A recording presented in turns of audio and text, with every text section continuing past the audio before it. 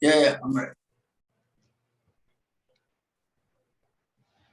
Hello, welcome to the AW Confidential podcast. Anyone who knows me knows that I have a incredible love for good television drama. NBC's Nurses, Blindspot, USA's Suits is my absolute favorite till this day, and my newest favorite, NBC's The Endgame, are all part of my top picks. What do these shows have in common? Jordan Johnson-Hinds. The actor has played a lab assistant, a lawyer, and now an FBI agent. Jordan, welcome. Yvette, thank you so much for having me. It's great to be here. Oh, I am so excited.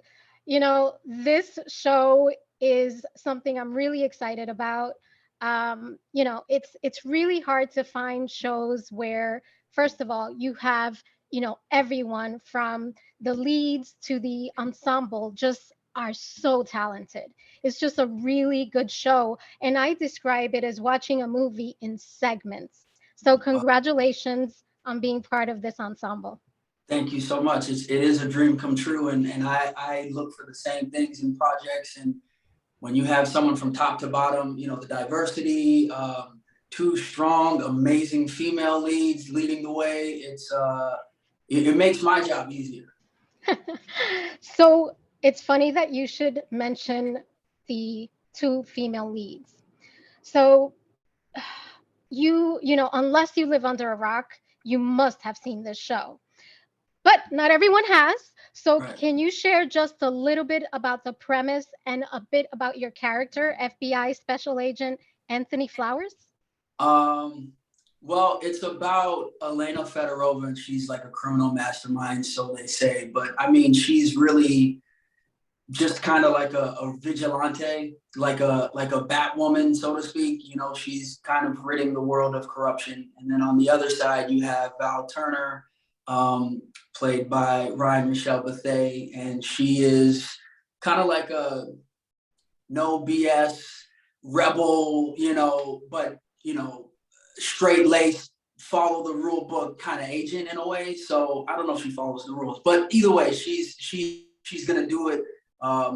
She's gonna do her job in the best way possible, and whether that means kind of going against some of her authority figures or authority heads, she's gonna get it done. And then for me, Anthony Flowers, I'm her partner. I'm her right hand dude, and I'm always just kind of there to be her voice of reason and kind of just let her know, like reel her back if she's going a little too far, and kind of support her or cover for her, while she's unlocking all this stuff that no one else seems to figure out. It's funny you should mention that because, as I mentioned, the show is filled with these strong characters. And Yeah. your character to me is pretty interesting because, correct me if I'm wrong, you're sort of in a dance between it's almost aggressive and passive personality.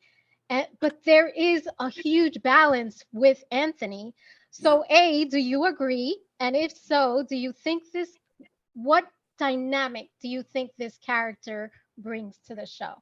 What a great question. I mean, as an actor, you wanna play the ebb and flow of every scene, and so I do think that the aggressive side of Anthony is because he's very close with Val, and they've been working together for about 4 years now, and I think they're so comfortable together, both being African American, just and being real with each other. So sometimes, what I mean, I can, if I'm talking to my sister or my brother, I can, quick little story. We just got a car, and we were at the parking garage, and my girl was like looking back at me and the parking attendant, and he's like, he was a brother. And we were like going passionate, like, yo, I need to find a place to park. And she was like, oh my, I didn't know what was happening, but we're passionate. So I can be like that with Val, and Ryan, the actor and the character. And then on the other side, that kind of passive, it's just understanding the game and knowing, like, I have a great line in the pilot where I say, does it help if you if you go at them? Like you're not going to be able to change their minds if you're going at them. So he kind of understands that you gotta know, you gotta pick your battles. Oh, and Anthony has that, you know what I mean? He has that kind of, he knows how to gauge those situations a little better because he's on the outside. So I have a really good question for you.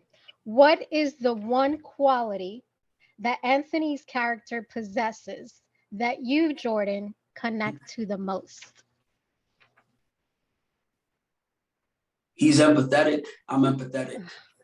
That's a great quality. I think that's why I don't, ever rat out, Val or anything like that. Cause I understand where she's coming from and the amount of stress that she's been going through, not having her husband there for over a year and the pressure from the bureau that she's getting. So right away, I just know. And also, again, being a Black woman in this, department that is, you know what I'm saying? It's just he gets it, and he's just empathetic, and I think that's what he kind of battles with while still doing the job to the best of his ability. I'm not sure if that makes sense. Absolutely. That's my answer. I'm sticking to it. And it's a great quality. So this show is really special. It has, the two strong female characters, Morena Baccarin and Ryan Michelle Bathe. And at the epicenter, they're literally at the epicenter of the story. How does it feel to be part of a show like this? And what impact do you think it can have on future productions where women play these type of characters? I commend NBC. I commend Nick Wooten and Jay Colburn and Emily Cummins and Julie Plec, Justin Lin, the whole team, because, even during the audition process, they kept saying, like Justin Lin kept saying to me, it's built in. We're going to build in like these dynamics and these nuances or these, instead of trying to build a caricature of what these people are, we're gonna look at the trends that are going on in the world, and we're gonna listen and we're gonna put that in. So to have a show that's being led by two females that you don't really see in this, in this kind of angle, it's refreshing to me because it's usually not that, and I am so over that other format. I think a lot of people are. So it makes my job more fun, and it's like a boutique audience. It may not start off, with the big 10 million viewer numbers, but eventually we're chipping away at it, and eventually, we'll find our audience and they'll find us. Absolutely. And I'm a huge fan. But for any listeners that have not seen the Endgame yet, can you offer your best pitch to entice them to see it? I mean, it's like sexy and cool and witty, and it's a heist show, and everybody just loves that kind of badass, like going after the bad guy will come for you if you're breaking the rules type of thing. Like, I just think it's just a cool show. Like, it's not corny. It's just like everybody comes with it, and we're woke. We're aware of what's going on, and like, again, people of that same like, they want to see that. They want to see that. They want to step out and be pulled in by a different thing that's like just that has that hook. And I think this show has it because it's the cast and the people that are playing the people. They really want to tell a story that one hasn't been told, but also just like that hasn't.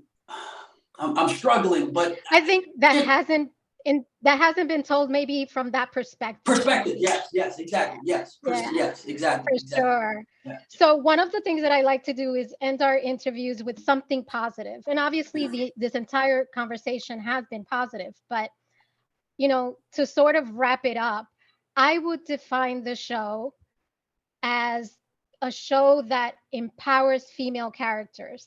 Yeah. These women are determined to fight for what they believe in. That's my definition. Wow. And if you can close us out with your definition of this amazing show, I can't say enough good things about it. How can I can't beat that. Yeah, I second that. I think it's a show that allows a man to be able to say, yo, it's okay. You can lead from the back. You don't like let someone else lead. That's also a true leader too.